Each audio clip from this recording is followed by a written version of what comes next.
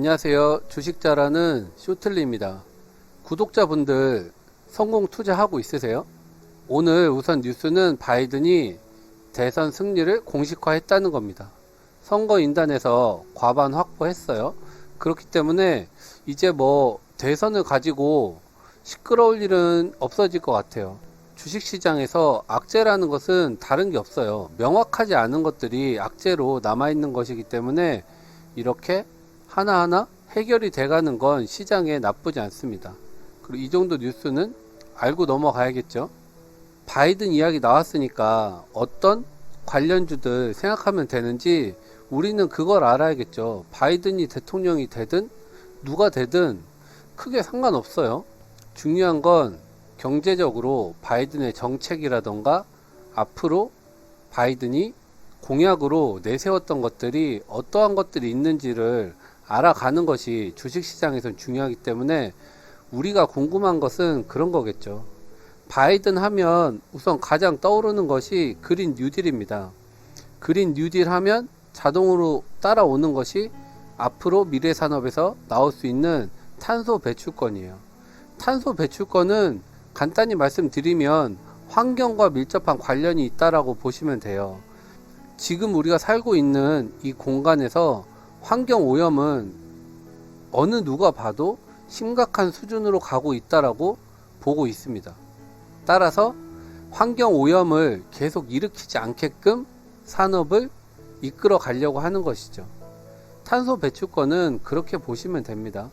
탄소 배출권이라는 것 자체가 환경을 개선하는 방향의 산업을 하는 기업들은 더욱더 많은 혜택을 받을 수 있다라는 거예요. 따라서 앞으로의 미래 산업을 발전적으로 이끌어 나갈 수 있는 산업군들, 항상 말씀드렸어요. 전기차 대표적으로 말씀드릴 수 있겠죠. 지금까지 이야기를 더 간단히 정리해 드리면 미국의 대통령이 이제 바뀝니다. 바로 바이든. 그가 주장하는 것은 그린 뉴딜이에요. 조금 더 환경을 지켜가는, 환경을 이롭게 하면서 산업을 발전시킬 수 있는 방향, 인간과 동물과 다 같이 함께 살아갈 수 있는 그러한 부분에서 미래지향적인 산업을 이야기하기 때문에 그린 뉴딜이고 거기에 따라오는 것이 바로 탄소 배출권입니다. 그리고 여러분들이 바이든 하면 쇼틀리가 항상 말씀드렸지만 5G예요.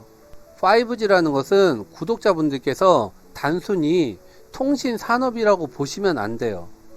지금 현재는 단순히 통신 산업으로 보실 수도 있습니다.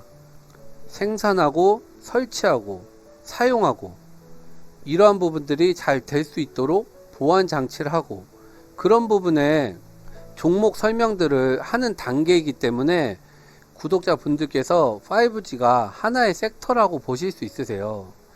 그런데 쇼틀리의 영상을 계속해서 보시는 분들은 이제는 지겨우실 수도 있어요.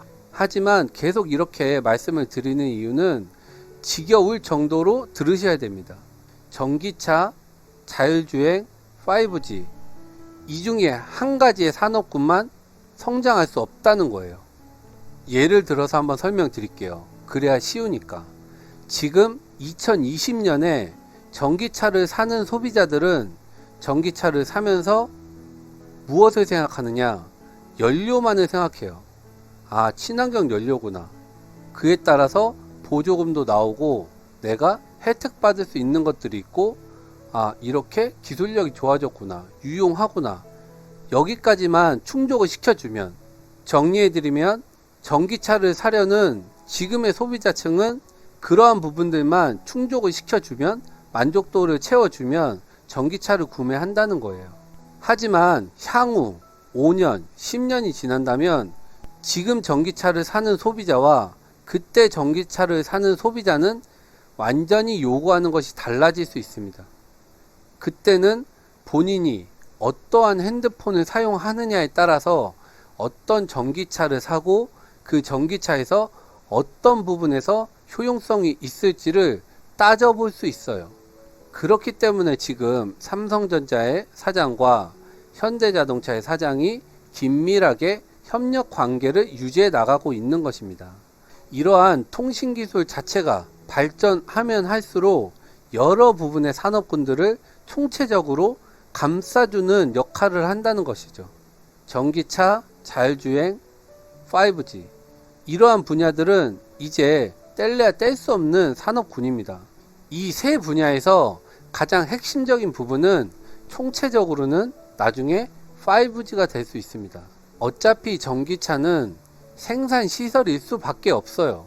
그렇기 때문에 초반에 전기차가 먼저 움직이겠죠.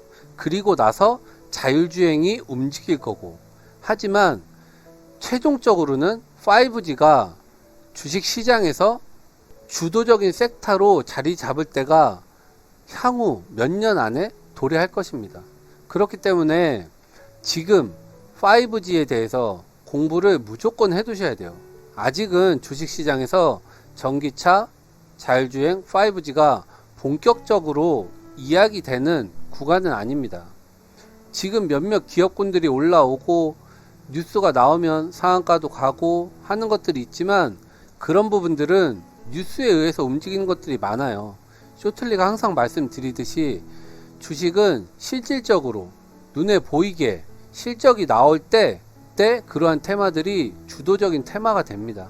삼성전자가 100만원에서 200만원을 치고 갈 때 스마트폰을 누구나 사용할 수밖에 없게 세상이 변했을 때 그러한 타이밍에 주식은 폭발적으로 상승하기 때문에 지금 뉴스에 의해서 움직이는 것들을 너무나도 예민하게 보실 필요는 없습니다. 단기적으로 단타 대응을 하시면서 수익을 내면 되는 거죠.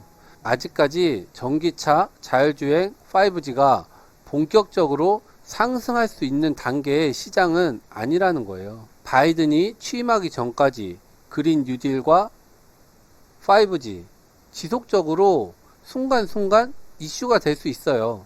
그럴 때마다 단타 대응하시면 수익 짭짤하게 내실 수 있습니다. 취임이 딱 된 이후에는 오히려 조금 다를 수 있어요.